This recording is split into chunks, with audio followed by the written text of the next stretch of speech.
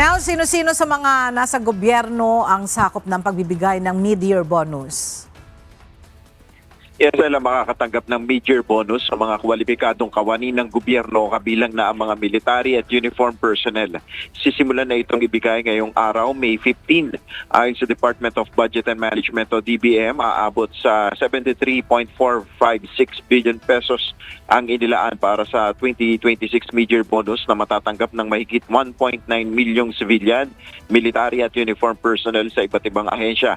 Ayon kay DBM Secretary Rolando Toledo, mula sa mga guro, nurse, sundalo, pulis, kawani ng gobyerno hanggang sa mga nasa likod ng araw-araw na operasyon ng pamahalaan, ang bonus anya ay simpleng pasasalamat ng gobyerno para sa walang sawa, masipag at tapat na paglilingkod bayan. Dagdag ng kalihim na ilabas na ng buo ang pondo para sa bonus sa simula pa lamang ng fiscal year para matiyak ang maagap na pagbibigay ng benepisyo.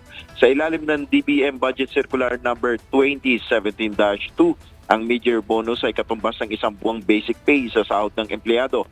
Ipagkakaloob ito sa mga personnel na tumutugon sa kondisyon na nakapagbigay ng hindi bababa sa pinagsamang 4 na buwang serbisyo mula July 1 ng nakaraang taon hanggang May 15 ng kasalukuyang taon.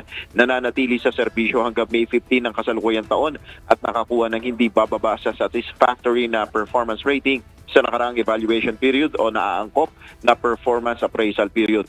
Kabilang sa kinakailangan service period ang aktwal na serbisyong naibigay habang nasa regular, contractual o casual na posisyon sa national at lokal na pamahalaan. Yan muna ang ating update. Balik sa Wela. Maraming salamat, Nel Maribohok.